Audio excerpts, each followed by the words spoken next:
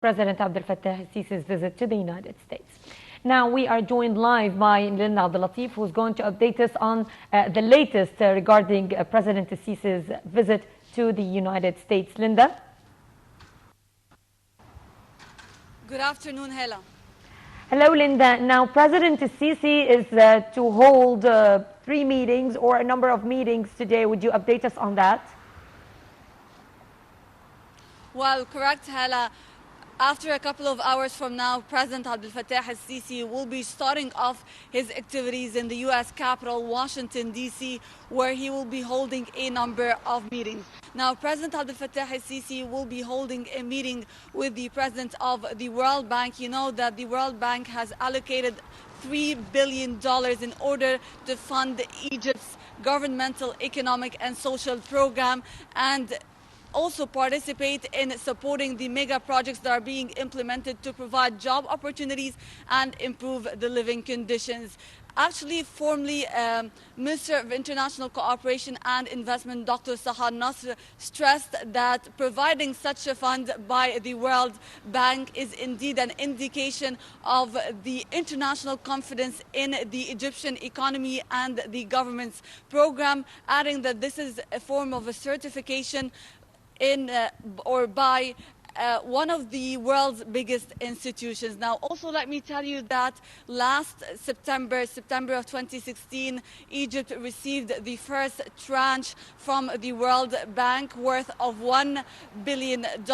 And last March of 2017, it received the second tranche worth also $1 billion. And this will participate in stimulating investments of the private sector and also supporting the developmental projects and enhancing as well sustainable development, as well as help in supporting the government's program to, let's say, support or provide societal protection for the needy through implementing a number of projects that will bring return to those in need. Now, also, President El Sisi will be meeting with the chairman of the board of directors of General Electric. You know, Dr. Sahar Nasr last month, indeed in Cairo, met with the representative of the company, and in that meeting he actually expressed the company's will to invest in the Egyptian renewable energy sector through implementing a number of projects relating to generating solar and wind energy. He also expressed his company's will to invest in the Egyptian or participate in investing in Egypt's railway network. Now, President El Sisi also is expected to meet with the chairperson of an American global security and aerospace company, and later in the day he will be meeting with the Egyptian expats in the U.S. Let me just tell you that yesterday I conducted a number of interviews with the Egyptian expats in the U.S.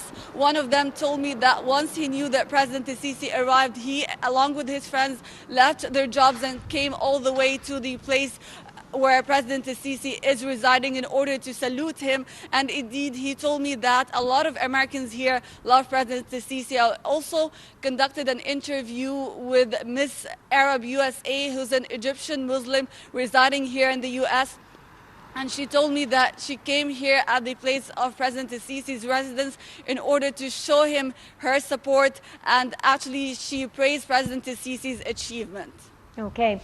Well, Linda, you're doing a great job there in the United States, but also I believe that President El Sisi is to hold a meeting tomorrow with the U.S. President Donald Trump, and there are a lot of topics on the agenda, and on top of which is a means of combating terrorism, a means of cooperation between Egypt and the United States in combating terrorism.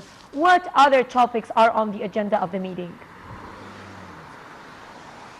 Well, correct, Hela. That's true. President Abdelfatah El Sisi will be meeting U.S. President Donald Trump tomorrow at the White House. Both leaders will be holding a joint meeting that will be followed by short words for both leaders, and then an expanded meeting will be held, and President Trump will be holding an honorary lunch for President Sisi. You know, this visit has been a visit that both leaders have been looking forward to, especially that both are very keen on strengthening the strategic relations between Egypt and the U.S. and pushing them forward. And also it comes at a time when both leaders are keen to discuss a number of issues in the region, on top of which is the political and security crises in the region, and also the terrorism phenomenon, which is a lot of Arab and foreign countries, as you've mentioned. When you speak about terrorism, Hala, actually you're speaking about a very important topic. Egypt, the United States, and the international community are providing intelligence, cutting off sources of terrorist recruitment and funding, and utilizing Egypt's esteemed religious institutions in order to confront extremism.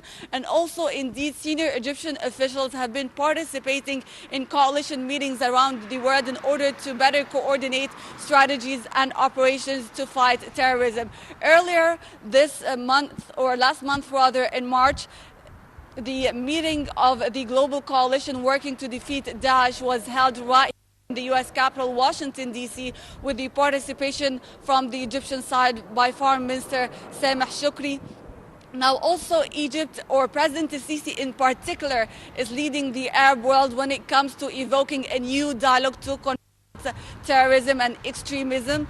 President Sisi has been calling on the world's religious clerics to reinforce the tolerant teachings of Islam. Also, on the toppling the agenda of discussions between President Sisi and President Donald Trump will be the issue of peace and stability in the region. You know, Egypt remains a force for stability and moderation at a time when a lot of Arab countries are facing security crises, and also Egypt is a key partner for America to achieve peace and stability. They both share goals of peace and security.